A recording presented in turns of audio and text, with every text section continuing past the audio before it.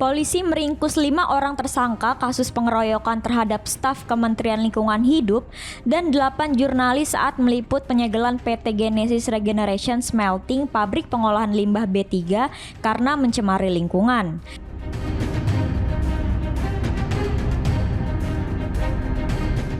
Dari 15 orang yang diamankan, 5 diantaranya ditetapkan sebagai tersangka karena terlibat langsung penganiayaan. Selain sipil, ada juga anggota oknum Brimob yang telah diamankan Propam Polda Banten. 1 oknum Brimob ditetapkan sebagai tersangka, 1 lagi masih diperiksa.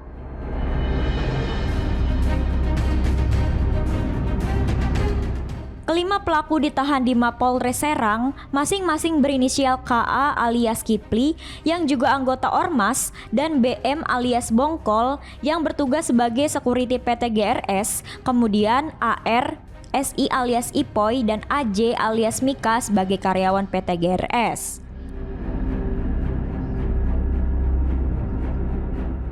Polisi menjelaskan motif para pelaku melakukan pengeroyokan terhadap para korban karena kesal dan ingin mengambil HP untuk dihapus saat meliput. Diketahui sebelumnya, 8 jurnalis dan staf Humas KLH mendapat tindakan kekerasan pengeroyokan dan intimidasi saat meliput kegiatan penyegelan PT GRS. Atas perbuatannya, kelima tersangka dijerat pasal 170 KUHP tentang pengeroyokan dengan ancaman hukuman 5 tahun 6 bulan penjara.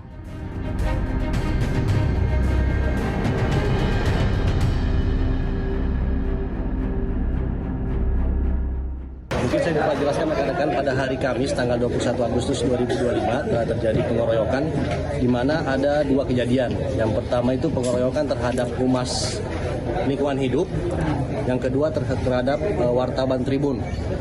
Dari hasil penyidikan kami mengamankan 5 orang. Yang pertama, 3 orang ini berperan untuk memukul, memiting, dan menendang korban humas dari lingkungan hidup.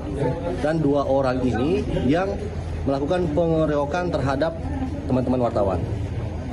Dari ketiga orang yang melakukan pengeroyokan, yang pertama saudara K. K ini merupakan security yang ada di PT Genesis, dan setelah kami cek dia juga merupakan anggota Ormas BPKB. Terus yang kedua terhadap B.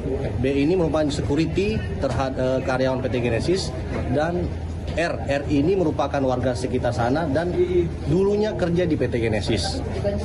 Yang kedua, yang terhadap pengeroyokan wartawan, ada 2 orang yang kita amankan. Yang pertama itu saudara S alias I, terus saudara A alias M, di mana kedua orang ini melakukan pengejaran terhadap wartawan dan memukul baik di bagian kepala maupun bagian punggung. Oke.